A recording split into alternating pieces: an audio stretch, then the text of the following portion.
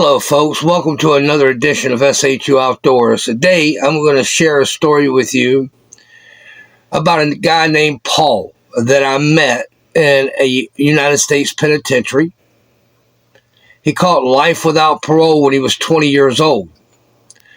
But not for some horrible, violent crime as one may suspect. You know, you think about life without parole,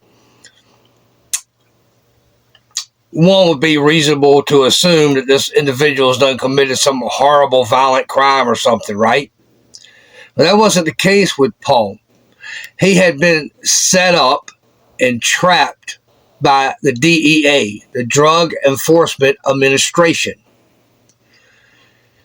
Paul's story flabbergasted me, and that's why I'm sharing it with you today. One of the things that prompted this video is all the things I see going on in the news today. In recent news, how ICE and, you got these groups that are storming churches and doing things like that.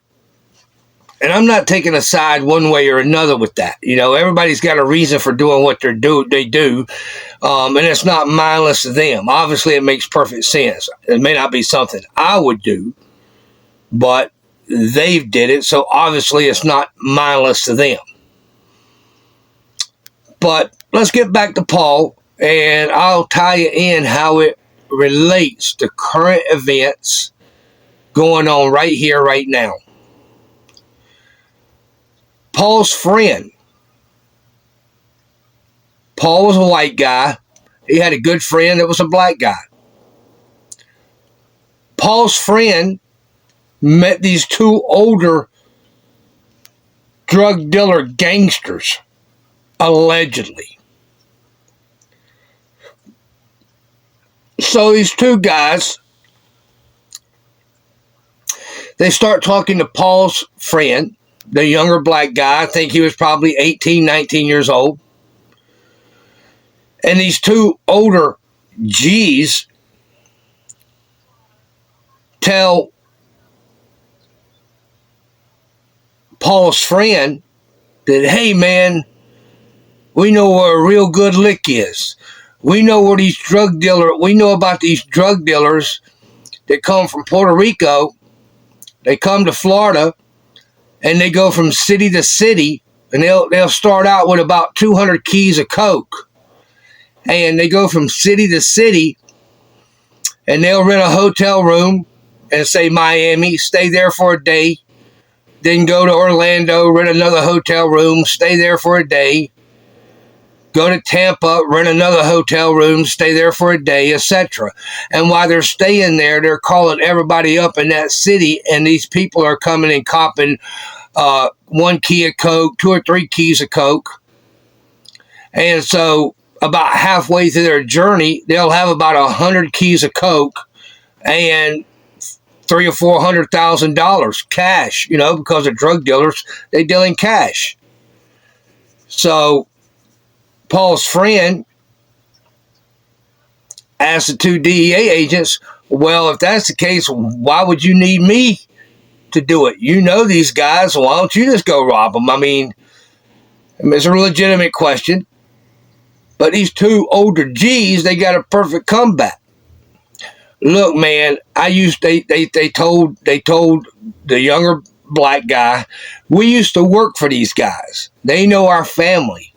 They know us. If we try to rob them, they'll recognize us immediately. And our families would be in danger. Not only would our lives be in danger, but our families would be in danger. But if we could get somebody to go do it for us, well, they don't know you, and hopefully you could come up with a friend or two to assist you, and we could pull this off, and we could split, 50-50.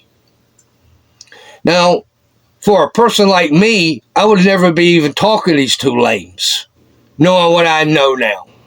But for an 18 or a 20-year-old kid, maybe doesn't have a lot of formal education. Obviously is pretty street smart, but maybe doesn't have a lot of formal education. Comes from a bad neighborhood. Doesn't have a lot. Well, you got that young man's attention. So, the younger black guy goes and talks to Paul and says, yo, man, I got this great lick, man. We can get a huge come up, we could probably come off with 8 or 10 keys each and maybe $150,000 each. I met these dudes, they put me on to it, and this is the reason why they can't do it, but they're looking for 2 or 3 guys who can go do it for them, and everything will be a 50-50 split. So my friend Paul, I met, he's telling me the story. He goes and talks to him. And he was like, yo, Mick, these dudes seem totally legit. They didn't seem like they were up to nothing. They seemed like, old school G's. And the story that they spun to me and my friend seemed so legitimate, we went for it. He said they went so far, Mick, to ask us, yo, you got guns? Don't worry about it if you don't have guns. We got guns. We got everything. We go do it ourselves, but we just can't because they know us and they know our families. But we got bulletproof vests for you. We got guns for you. We got everything you need, homie. And we're going to get you up and running. Let's go hit this lick. We'll catch them, let's say, in Orlando, where they done stopped in 4 or 5 cities before they get to Orlando. That way they'll have probably about 100 keys and $300,000 or $400,000 in cash. Run in there and jack them, and we'll make a clean getaway, and everybody wins. So they convince Paul and his friend to do this. They take Paul and his friend to the hotel room where these drug dealers are allegedly at, give them the guns, obviously the firing pin's missing, give them bulletproof vests, and tell them, yeah, they're up there in room, 15. Park in the parking lot. Paul and his friend get out of the car, go up to the room. Before they can get to the room, a whole bunch of guys in black masks with DEA all over them come out pointing AR-15s, little submachine guns at them, arrest them. It was a setup. There was no drug dealers. There was nothing. It was a crime that the DEA fabricated. That's what's going on with government agencies. A lot of these laws that were passed by Congress may have been passed with good intentions to go after guys like Tony Montana and Scarface. But there's not a lot of Tony Montanas. Think about it. How many Tony Montanas could you possibly have? You may have a handful of them, but it doesn't take decades for them to round up all the Tony Montanas. But see, careers need to be built. How do you build a career as a DEA agent, an FBI agent, a Secret Service agent, a U.S. prosecutor? If necessary, you fabricate crimes, and then you get people to join in with your cause. Now, any reasonable person would say that's entrapment, but it's not entrapment as a matter of law. Because all Paul and his friend ever had to do is say, no, guys, we don't want anything to do with it. We're not interested in this. Count me out. I don't want to hear no more about it, and step away. But the reason why Paul and his friend didn't do that, because they didn't have nothing. They didn't have a lot of formal education. It was easy for these DEA agents who are mostly highly educated, at least with a college degree, have went through extensive training as an agent. It was easy for these professional DEA agents posing as hardcore gangster drug dealers to suck these 2 kids in. And the way the court sees it, because you never said, hey, I don't want anything to do with it, you talked about it, that's a conspiracy. You conspired to rob more than 100 keys of coke, and $400,000. You actually had a gun, you had a bulletproof vest, and you went to do what somebody had wound you up to do, fabricated a crime that never existed. There were never any drug dealers in the hotel room. A crime was a non-crime. It never happened. They didn't get convicted of robbery. They got convicted of conspiracy to rob this and rob that. Federal, they stack charges on you in the feds. So, Paul, he had a prior for a couple of crack rocks. He was from Florida, so, you know, Florida's a hang 'em high state. He had a prior for a couple of crack rocks. That was one strike. And then he tried to cash a prescription because he was really a drug addict. Tried to cash a prescription for, Valium or a fake prescription. He got arrested for that. So he had 2 prior drug offenses. So they offered him 35 years. His co-defendant only had 1 prior crime, and that comes into play in the feds, depending on what kind of guideline range you're going to be in. His co-defendant pled guilty and received 15 years. They offered Paul 35 years. Obviously, he didn't take it. He's 20 years old. He's like, no way, man, I'm going to trial. This is nonsense. He went to trial, was convicted, and the pig devil federal judge had no problem whatsoever giving him life without parole. I met him. I was out in Victorville. He was coming from Atwater. He was from Florida. That's another thing the feds do. They'll ship you all over the country. They don't care about keeping you close to home. They have what they're supposed to do, keep you within 500 miles where you get arrested and convicted. Then you have what they actually do. So I was in the hole. He was coming from Atwater. I think he was going to USP Pollock. And they put him in the hole with me for a couple of weeks. And, you know, we became pretty cool. And, you know, obviously I told him what I was in jail for. He told me what he was in jail for. And we just got to talking, you know. And that's his story. He had been in jail for about 7-8 years. He was never going to get out for a crime that would have never existed if the DEA had not completely and totally fabricated it.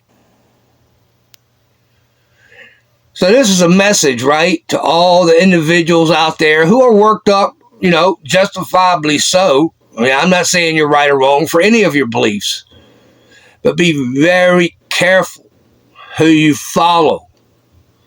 Be very careful who you allow to wind you up and send you on missions.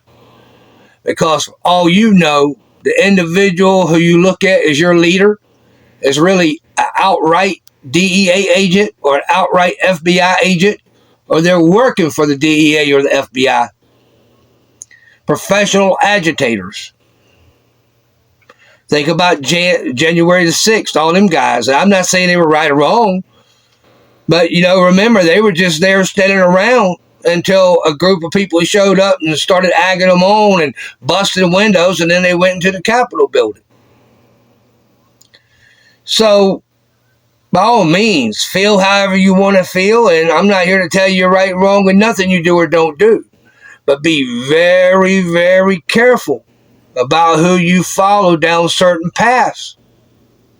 Some of these individuals may only have their career advancement as something they care about. Like I said, there's only so many Tony Montanas. There's only so many big-time mafiosos. So the crimes that they committed, like RICO, that was created for mafiosos and big-time, you know, biker gangs and stuff like that. But see, they done rounded all them up. They can't get close to them no more because they know the game for the most part. Every once in a while, they'll get lucky and get one. But for the most part, big-time mafiosos won't talk to nobody they didn't go to school with. And they make them walk through all kinds of metal detectors to make sure they ain't wearing no wire before they say one word. They never talk over the telephone. But see, federal law makes no distinction really between conspiracy to do something and the actual act of doing it. If you have the means to do it and you made serious plans to do it, they got you. You don't even have to do it. The fact that you talked about it and you had the means to actually put those plans into action, whether if you ever did it or not. Why you think you got so many low-level gangbangers in the feds now? They hit all of them with conspiracy, give them 15, 20 years for either talking about things or selling a couple of nickel bags. And it wouldn't surprise me in the least little bit, all this agitation going on, out in Minneapolis. Don't be surprised in the least little bit if you got professional agitators who are actually DEA, FBI agents, etc., Homeland Security, out there posing as one of y'all, rallying you on, talking about what you should and shouldn't do, getting you on tape, conspiring to do things. Next thing you're going to be in a federal courtroom looking at life without parole or 30 or 40 or 50 years for something that would have never happened if a professional DEA or FBI agent had not wound you up to do it, got you on tape talking about it. These are not good people. They want to build their career, and there's no more Tony Montanas to lock up. So, hey, what they'll do is they'll come and get people who are passionate about things or people who are in a financial hardship, get them on tape talking about it, make sure they have the means to do it. Now, the gun they give you probably ain't going to have a firing pin or whatever, but it doesn't matter. You don't know that. When the courts are going to see it, it was a real gun. It was a real gun. May have blanks in it or whatever. But the federal court ain't going to treat it like that. That old pig devil federal judge, he's going to lean over his bench and say, son, you're a real menace to society. Now, them fine DEA agents who framed you up, them right there guys would have get a medal. And I'm going to fit to sentence you to life without parole. It doesn't matter if you're 18 or 20 years old. They don't care about that. You ain't their son. You ain't their cousin. You ain't their uncle. Okay? When you're playing at that level, you better know exactly what you're getting into and what you're signing up for. This ain't the county jail. This ain't a state bid. They play by a whole different set of rules, a whole different set of laws. And they got somewhere for you that is as close to hell in the United States of America as you can get. In fact, we're probably one of the least free countries there is. Now, there's a big facade of freedom. Yeah, you can get a motorcycle. You can ride around with your cut on. But at a moment's notice, they could put a case on your ass, frame you up, take you to federal court. You know why you think they don't allow cameras in a federal court? What the hell goes on in a federal courtroom that don't go on in a state courtroom? Nothing. They're crooked as the day is long. They're gulags. Federal judges were, most all of them, with a few exceptions, were federal prosecutors before they were federal judges. They're already on the law enforcement prosecutor team. And now they're sitting there in a black robe ready to throw the book at your ass without hesitation. And hey, if they give you 15 or 20 years, 10 years is a skid bid in the Fed. You get 10 years in the Feds, consider yourself lucky. You ain't got no problem giving you 40 or 50 years for a nonviolent crime where no one got hurt. No problem at all. And they'll dump you in something called the United States Penitentiary. And it's the last stop for the worst bunch. So not only do you have extremely violent people there, but you also have masterminds. So when you put a mastermind in the same body as an extremely violent person, okay, so you got a mastermind who's extremely violent. And not just one or two. The place is full of them. Completely different from whatever state joint you've ever been in. I've been on Rikers Island. I've been in Attica. I've been in Sing Sing. I thought I was ready when I caught that 10 years in the feds. Nah, that's a whole nother level, homeboy. And this is coming from somebody who's been in some of the worst county jails in the United States and some of the real big house federal state prisons. Attica, Sing Sing, Auburn, Elmira, Comstock. If you ever been in New York State or in the Northeast, you'll know those names. I've been there. And when I got to a United States penitentiary, it was a whole nother level of not just violence, which is extremely violence, but people who are plotting and scheme on you. They sit around and study Machiavelli and the art of war. That's all they do. And do like 400 fucking burpees a day. A whole nother level.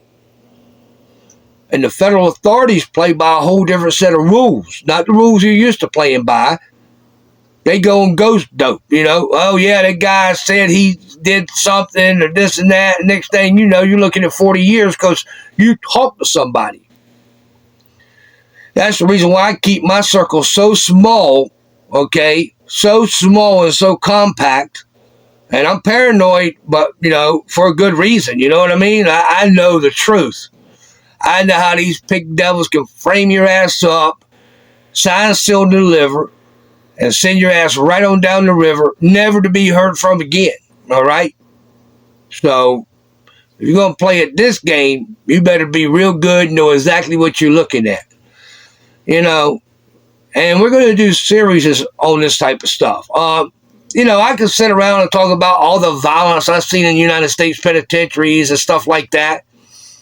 And those would be true episodes also. But what I want to do is school people to the game. School you to the game so you know what you're looking at, you know what you're dealing with, and you know how to proceed accordingly. And another milestone for us here at SHU Outdoors, we reached 100 subscribers today. And, you know, in social media, some people say, oh, 100 subscribers, ain't no big deal. I tell you what, it's a big deal to me.